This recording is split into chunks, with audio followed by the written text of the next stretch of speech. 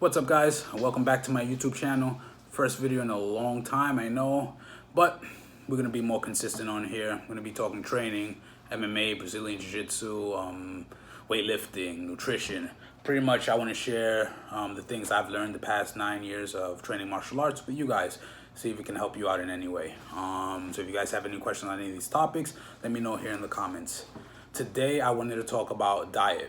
Specifically, my diet protocol. I plan on doing a mini weight cut in the next couple weeks. So I figured I'd show you guys what I do. I get questions on this all the time, so I figured I'd show you guys my process and talk about the things that I'm paying attention to when I'm looking to lose weight. All right, so let's get into it. The biggest thing that we're gonna look to do, or that I look to do, is count calories, right? So simple, you've heard it before, right? But I like counting calories. It's worked for me since I've started training and getting ready for fights, and I continue with it today. I also track my macros, right? So macros are what make up your calories, right? So that's your protein, your carbs, and your fat, right? I set these up in a specific way that I think feel best for me, right? So they call this method flexible dieting because I don't really restrict anything, right? So I don't cut out carbs, I don't cut out fats, right? I don't cut out sweets, right? I eat pretty much whatever I want. I'm just looking to follow those numbers that I've come up with, right? Those calorie goals that I give myself. So that's going to be the first thing you're going to want to do. And that's the thing I'm looking to do when I first start looking to cut, is figure out what my maintenance calories are. So maintenance calories, pretty much how many calories you would have to eat to maintain your current weight. Once we have that number, we can look to eat under that number and put yourself in a calorie deficit, start burning some fat, right? When we burn more than we put in, that's when fat loss happens. How you find that number is pretty simple. Go online, type in calorie calculator, and you'll come to a bunch of links, and you just put in a few numbers, your age, your weight, your activity level, and it'll give you an estimate of how many calories you should be eating a day, right, to maintain your weight. Now, once we have this number, we can make the adjustments for our goals, and get into start losing some fat, right? The macros, the way I set them up, I've always done high protein, all right? So a couple reasons. One being, while I'm losing weight, right, I'm still looking to compete and fight jiu-jitsu. So I want to maintain as much muscle as possible. I want to stay as strong as possible.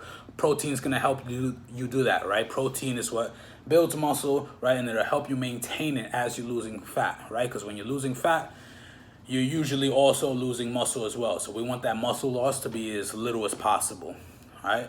A couple other reasons. Protein's also satiating, right? Keeps you full. I'd rather have some egg whites, some chicken, than a blueberry muffin in the morning, right? The egg whites are gonna keep me full for longer.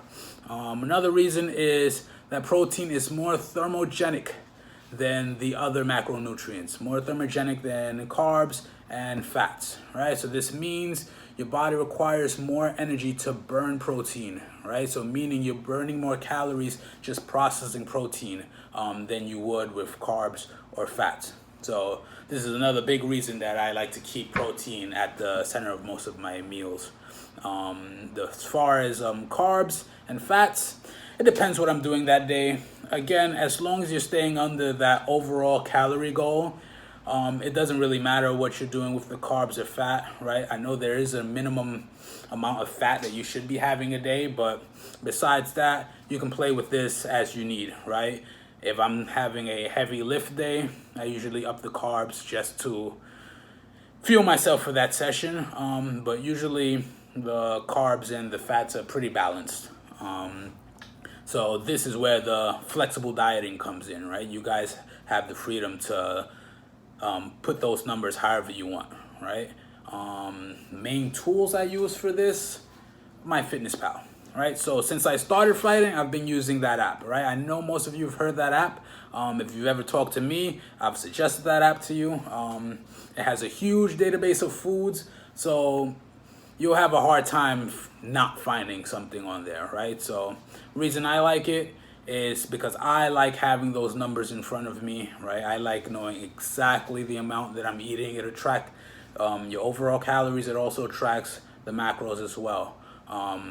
Whenever I've fought, right, whenever I'm getting ready for a fight, I always think I'm gonna miss weight, right? I'm always worried about missing weight, right? So having those numbers exactly there for me, it's always relaxed me, right? Having those numbers there, and I would also research things on losing weight, right? So that's one reason I like having that there. It makes it exact for me, right? If something's not working, I can look at what I ate.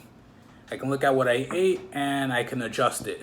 And I know most people aren't gonna want to do this forever, but I recommend doing it for a couple weeks, maybe a month, right? Because what you get out of it is the ability to eyeball food, all right? So pretty much, like, I can now look at piece of chicken and, all right, this is about 4 ounces of chicken, right? I can look at rice. This is about a cup of rice. So I think that's pretty valuable. Even if you don't want to count and track your calories forever, right? It's going to make things a little easier, right? When you're making decisions on what you're going to eat. So that's how I track my food. Now, another question I get is how fast you should lose weight. And for me, everything ideal, right? I have the time. I like to lose weight at a slow pace, right? I like to lose weight at about half a pound to a pound a week, right? Obviously, if I have a short notice fight, we're gonna speed things up a little bit, right? But for long-term success, I think going at a slow pace is gonna be a little better, right? Because one, it's gonna be a little easier, right, to going from eating your normal diet to slowly chopping off those calories than going from a normal diet to eating just 1,000 calories a day, right? If you're eating just 1,000 calories a day, you're gonna lose weight, right? But you're gonna feel it. And another thing I mentioned before, maintaining muscle, right? When we come off calories too quickly, we're gonna lose a lot of muscle as well. You're gonna lose fat. You're also gonna lose a good amount of muscle, right? So coming off slow is gonna allow you to also maintain as much muscle as you can, right? So I like losing at that slow pace, right? So again, this is the basics of what I do. I'll get into more specifics in later videos, but the main reason I like this diet is because it's not so restrictive. I can eat whatever I want for the most part, right? So if I have those days where I'm feeling like eating ice cream or whatever snack it is that I want, I can just fit that into my calories, right? My macros for that day, right? And that's, for me, one of the best parts of this diet. Again, I'll get more specific in some later videos. I'm going to be starting that weight cut in about 2 weeks, right? I have some numbers with my lifts that I want to hit in these next coming weeks. So I'm going to keep eating at or above maintenance for those 2 weeks. And then after that, we're going to cut down a little bit, right? I want to lose maybe 10, 15 pounds, get a little closer to my competitive weight and maintain from there. All right, but if you guys like this video, please hit that like button. If you have any questions, leave a comment, and please subscribe. I'll see you guys on the next one.